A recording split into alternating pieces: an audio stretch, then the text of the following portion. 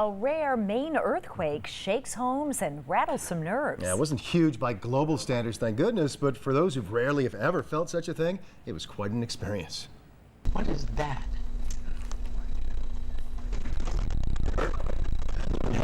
Oh my God. Yep. I've never felt one in my life. I thought you talked about it last week. Earthquake. No way. No way that's an earthquake. Can't be. Well, in fact, that's exactly what it was. An earthquake, magnitude 4.0 to be exact, one of the most powerful ever recorded in Maine, certainly the most powerful in southern Maine. Those videos coming in from town council meetings in Poland and Waterboro last night. The earthquake hit at 7:12. This seismograph, by the way, as we look right there, it helps tell the story. Those jumping green lines right there on this University of Maine seismograph, that's the activity there in southern Maine at the time that earthquake hit. Our Janet Barnello joins us now live from Waterboro near the epicenter and where it disrupted that town council meeting. Janet, what are folks down there telling you about it today? Greg, they're shocked, stunned, still can't believe that this happened. Reactions to last night's earthquake really have run the gamut. You know, we're here in Waterboro near the epicenter. It's still the talk of the town today, especially since the quake was caught on camera. I thought you talked about it last week. Earthquake. Waterboro politicians got a jolt during their meeting. No way that's an earthquake. Can't be. Oh, it was an earthquake, and we tracked down the doubtful shaker.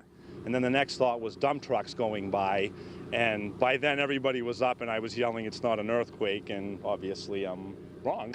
Down the road in Buxton, surveillance video captured the earthquake at Plummer's grocery store. I just grabbed a hold of a table and it just took my breath away. It took some cans and customers away too. I just set his change down and he ran out the door. I don't know where his change ended up after that, but... Once things calmed down, it was back to work for Plummer's employees. It was kind of hard. It was. But not the Waterboro Council. I thought you talked about it last week. The quake ended their meeting. Just kind of funny, actually, the fallout afterwards, and everybody calling up from Massachusetts, friends and family, seeing if we were okay. And no damage, really, I don't think. I haven't really been able to check on what's happened today, but I think probably that everybody's safe and sound. It's really a fun thing at this point. And one of the reasons we're able to poke fun and people are poking fun at all the commotion the earthquake caused is because there are no reports of major damage or injuries far and wide. Everybody is safe tonight, surviving the earthquake of 2010 here in New England. Live in Waterboro, I'm Jana Barnello, News 13. Back to you. Jana, we were laughing with you last night. You were actually in a car at the time, so you didn't really even notice it was happening. You're one of those who didn't. No, yeah, and we've heard that from a lot of people who were in cars, driving, or even outside, didn't feel a thing. I'm feeling a little left out, I have to say. I'm with you, so you're not alone, Janet. Yes. I was outdoors too. All right, thanks. Thank you. Well, as a precaution, the Maine Department of Transportation started inspecting bridges last night, making sure the earthquake didn't cause any damage. Yeah, they did find a crack in the bridge joint of this bridge near the Hollis-Buxton town line. That's near where the epicenter was. But here's the thing. Engineers do not think the earthquake caused it. Instead, the quake, they say, led to the discovery. I'm assuming it's not the earthquake. Looking at some of the other stuff we've looked at, I'm assuming this is just wear and tear on the bridge. We have been out throughout the region inspecting, looking at stuff, all the bridges and stuff, just to make sure that there was nothing. We're looking for any dips in the rail or anything on the abutments of that might show of any cracks or any splits. But other than that, just so people know, we want to make sure that they know we're on it and we're checking everything to make sure that everybody's safe. Oh, there you have it. Maine DOT says they did not find any other problems with any other bridges. Right after the earthquake happened, our viewers flooded Facebook with comments. Oh, they sure did. We want to invite you, by the way, to join in on the conversation. You can also upload any videos, any pictures you may have. Just join the conversation. That's facebook.com/WGME13. An update tonight on the prostitution scandal in Kennebunk. The hockey coach we first reported had resigned from Kennebunk High School yesterday is confirming that he is in fact on the list. He declined further comment on the story. Don Hill is referring all questions to his lawyer, but may release a statement in the future. Well, a Saco man is behind bars tonight, charged with aggravated attempted murder after a standoff in Dayton yesterday. Well, now police say he will also face arson charges. This is a look at Donald Henson. Police say he held his estranged wife and mother-in-law at gunpoint inside a home on Goodwin's Mills Road. They say shots were fired inside that home before the two women escaped. Officials say Henson set fire to that home as well as to a truck parked on the property. That's what caused this huge column of black smoke that could be seen rising hundreds of feet into the air yesterday. State police say before getting to his mother-in-law's house Tuesday, he also set fire to his own house in Saco yesterday. There's a look at the truck. A neighbor tells us police had been at that home several times over the summer there in Saco and were there again as recently as Monday night. There had been at least 3 or 4 or 5 cruises over here up and down the street, so I don't know, something was definitely going on. You know, so we knew something was definitely heated there for the cops that had been there that long. So. How long were they there? Probably 2 or 3 hours. Saco police confirmed they were at that home Monday night to serve Henson with a protection order. The driver of a dump truck is life-flighted to the hospital this morning after rolling that vehicle over in Norway. Police say he was walking around after the accident, and the extent of his injuries is unknown tonight. Officials say the dump truck was struck on the side by a turning vehicle on Country Club Road just after 9:30 this morning. No one in that vehicle was transported to the hospital. Crushed stone being hauled in the dump truck was spilled all over the roadway. That has since been cleaned up and the road reopened. No word on any charges tonight. Well, there's a lot of buzz in the Lewis and Auburn area after Auburn City officials decided to move forward after all on a plan to build a new ice arena for hockey players. The city's move comes just a few weeks after support seemed to be dwindling for the project. Our Steve Roldan joins us now with the story, all new at 6. Steve? He's 4 now. We started when he was 2. Hunter Chadbourne is hitting the puck on the pavement in the parking lot outside one of his favorite places, the Ingersoll Ice Arena in Auburn. Hunter and his father are more than pleased by the city's latest move.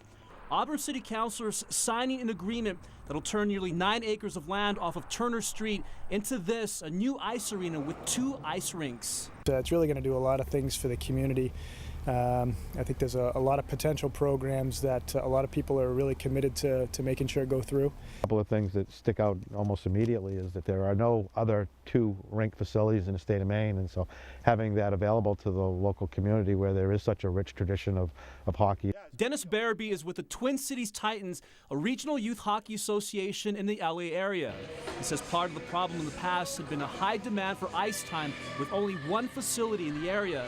And he says the new arena should change that setup.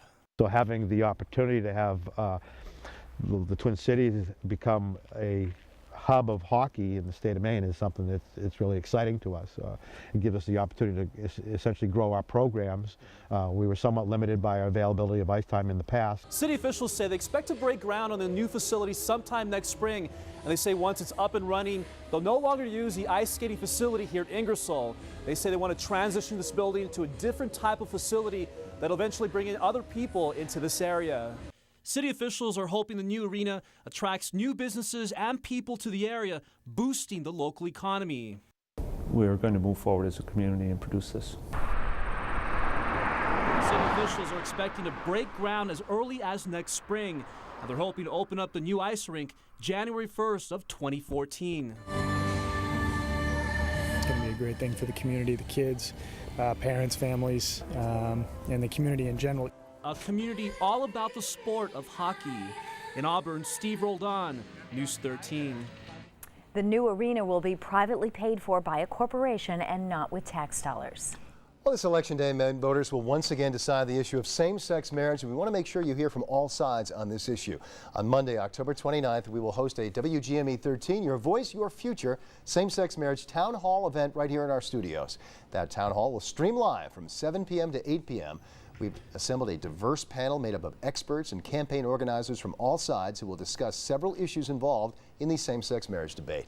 If you'd like to participate or ask the panelists a question, just log on to our website, WGME.com. Click on Town Hall in the Hot Topics section. Now, your Weather Authority forecast with Charlie DePresti. Well, welcome back, everyone. Today was a gorgeous day, wasn't it? Beautiful sunny skies, light winds, comfortable temperatures. Looks like we'll have it for one more day. Thursday looks equally as nice. I think the only real difference tomorrow, there'll be a few more clouds during the morning hours, but skies should be fairly bright during the afternoon. Let's take a look at your 3-day forecast. Tomorrow looks to be the best day of the next several. We'll have cloudy skies by Friday morning. We'll see some showers developing on Friday, maybe even a little bit of drizzle, but I don't anticipate any heavy rainfall on Friday. That will be reserved for Friday night and into Saturday. Now, as during this period, we could be picking up upwards of 1 to 2 inches of rain. In fact, that's how I think we need to prepare for this one. It's going to be a wet Friday night and Saturday. There still are a few question marks exactly when the rain is going to move out on Saturday. I'm feeling hopeful that we'll see it move out by late in the day Saturday. That's going to set the stage for a nice looking Sunday. There's some forecast model guidance actually suggesting the rain may move out as soon as Saturday morning. I'm not really buying into that scenario just yet. So stay tuned to the forecast. Either way, we have things on the quiet side tonight. Nice clean sweep on the Doppler HD. There are no showers in the area tonight. Instead, just a few increasing high thin clouds over western sections. We're going to see some of those clouds roll in tonight. With a few clouds rolling in, I don't anticipate temps to be quite as cold as last night. Lows tonight should bottom out in the 40s, lower 40s at the coast, some 30s inland. We're currently in the low 50s, Portland 51 degrees, a pair of 51s, actually Wiscasset. Look at Rockland there, 61 degrees. Fairly warm there, still at 60 degrees in Lewiston. 60s will be common tomorrow. Low 60s at the coastline, mid 60s for inland areas. Again, here's your look for overnight lows tonight, near 40 at the coast. Some inland towns will be in the 30s, but we had that widespread frost last night. Many of you needed the windshield scrapers or the ice scrapers on the cars this morning. I don't think we'll need that tomorrow morning. Temps should be around 40 degrees early in the day. Here we are with satellite radar composite. Notice a nice clear sky in place. There are clouds to our west. Some of these clouds, again, these roll in during the overnight hours tonight.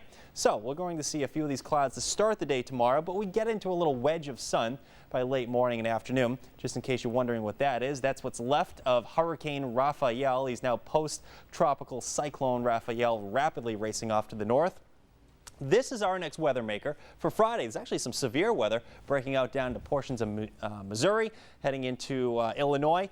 That is going to be our weather maker for Friday. Again, I don't anticipate the severe weather they're receiving to our west, but we will, however, see some steady and possibly heavy rainfall Friday night into Saturday. Here's how it breaks down. Tomorrow morning, we're out of the gates with temps around 40 degrees. Note a few clouds early in the day. Developing sun, though, temps should warm to around 60 at the coastline, lower to mid 60s for many inland towns. So away from an ocean influence, it's going to be just a little bit warmer tomorrow. We'll have a wind coming in off the ocean by afternoon. Here we are with Storm Tracker by Friday morning now. Notice some clouds rolling in. There's the chance for some showers, chance for a little bit of drizzle on Friday. But again, I don't anticipate any heavy rain Friday. That's going to be reserved for Friday night. Temps at least will be mild in the lower 60s. Notice some of the heavier rainfall moving in around 7 or 8 o'clock Friday night. It's not great news for the high school football games. Just get that rain gear handy. Again, at least it's going to be warm with air temperatures in the 50s and 60s.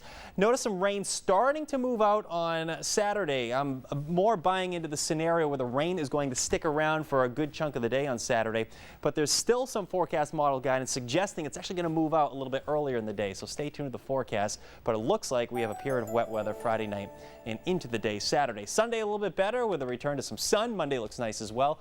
Overall, temps will stay slightly above normal. Normal high for this date is in the upper 50s, and our long-range forecast does look warm. By Tuesday of next week, I think we're back in the mid-60s. So low to mid-60s tomorrow, a period of rain, and then temps above normal late weekend and into next week. So I guess we could have worse forecasts, but it's Right. not looking great for the wet weather moving in Friday Well, night. yeah, I was thinking this time last year we had that big snowstorm, roughly right. somewhere in this period. Yeah, just before Halloween. Yeah, exactly. No question about it. Yeah, I forgot about We're that. not headed there, are we? No, thank goodness. Just rain this time around, I think. All We're in good right. shape. Thank Just you, rain and Charlie. earthquakes, that's all.